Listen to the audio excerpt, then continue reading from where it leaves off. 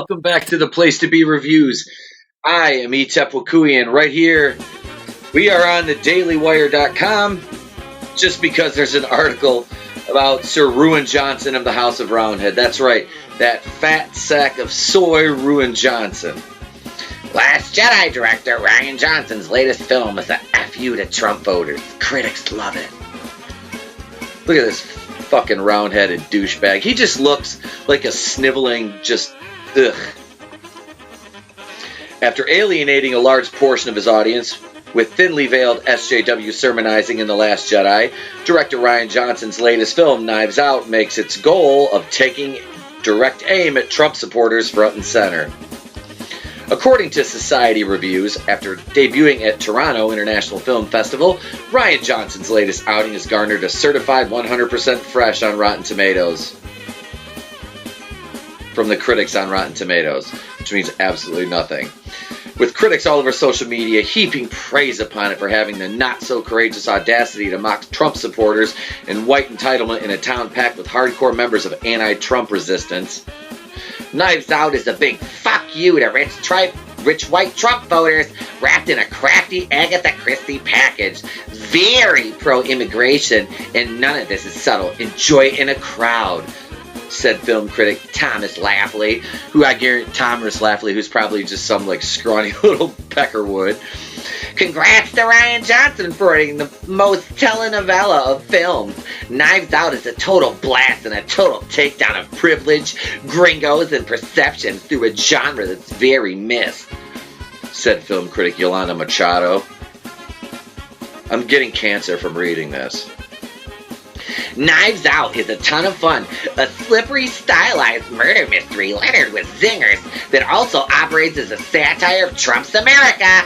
I also enjoyed the Baby Driver reference, said Nick DeSemolo of Empire Nobody Gives a Fuck magazine. Baby Driver was a fucking stupid fucking movie. What I'm sorry, that movie was a piece of shit. I watched it once and I'm like, what the fuck did I just watch? It was like the first time I ever watched Cloverfield. I was like, what the fuck is this? I don't know. It might be an unpopular opinion, but fuck Baby Driver. Just fuck it.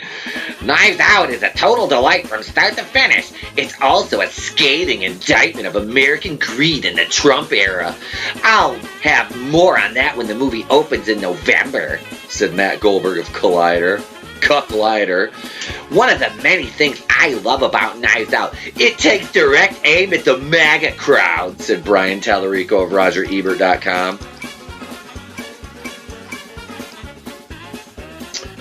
Knives Out is a whodunit.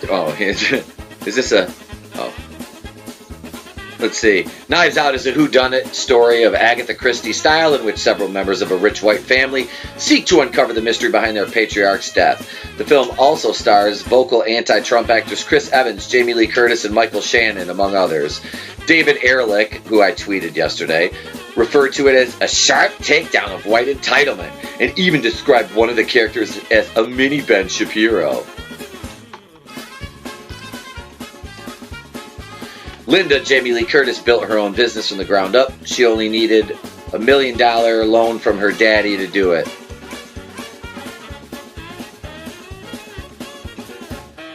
Gee, who does that sound like? So they just made Donald Trump Jamie Lee Curtis? Rian Johnson, you've subverted our expectations again, you fucking round-headed, soy-filled sack of shit. Oh, let's see. Joni, Toni Collette, is basically a glorified Instagram influencer, and that's probably working out great. Linda's husband, Richard Don Johnson, is cheating on her. Even worse, he's a Trump supporter.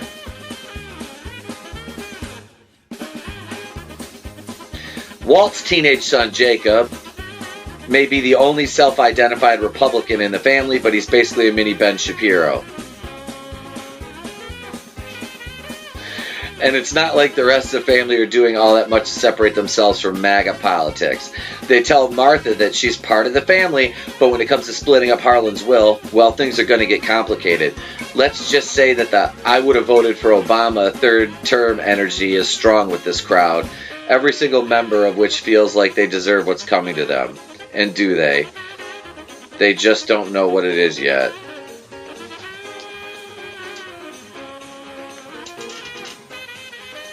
Oh my God. Knives Out will be released nationwide on November 27th. Jesus fucking Christ. You know, I mean, there was a day when you could do political humor and it would be funny because it came from both sides. And it's funnier when it's like both sides doing it, you know? But when it's just one way and it's not even clever. Like, this isn't even clever. Like, I'm not talking politics here. I would be saying the same thing if it was the other way. Because at that point, it's just fucking stupid. Like I said, it's like, it's funny when you get, like, you know, which both sides are kind of firing shots and they're lighthearted, but this is just fucking stupid. Let's see. So now we're gonna, and just, this is exactly the kind of person that Ryan Johnson is. We're just going to go back on some tweets here. The worst Star Wars movie ever. Not one thing to look forward to in Episode 9. At least 7 left you with so much to find out. No one cares about Episode 9 because the story is dead. Tony, I bet you're not a mean guy in real life, but your entire timeline is literally nothing but abuse. I'm blocking you. Sorry. You know Ryan Johnson's doing this too. His fucking fat head was tilting. He was going, sorry, as he drinks his soy latte. Let's see here. Let's find some more Ruin Johnson. The Mary Sue, The Last Jedi director Ryan Johnson lead 20,000 tweets, so you probably know what that means by now. The Mary Sue taking a shot at Ruin Johnson back in 2018. No official directive at all. And I don't think I've ever tweeted anything that bad, but it's 9 years of stuff really large and off as the cuff as ephemera. If trolls scrutinizing it for ammunition is the new normal, then it seems like a why not move. What a fucking idiot. You mean like you do to people? You. Let's see.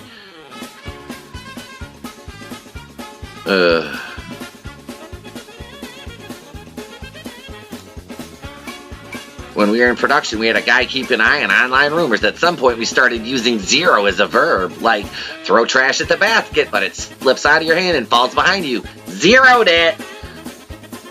Like, really? You're taking a fucking shot at a YouTuber. This is a man that is in charge of a multi-billion-dollar fucking, you know, of a multi-million-dollar production for a multi-billion-dollar fucking production company in Lucasfilm. Hey everyone, I have to ask you a super huge favor. Please do not watch The Last Jedi because it shows my debit card number. In December 2017. What a fuckface. Ugh. This is just the kind of person that Ruin Johnson is. Look at this just fucking douchebag. Like,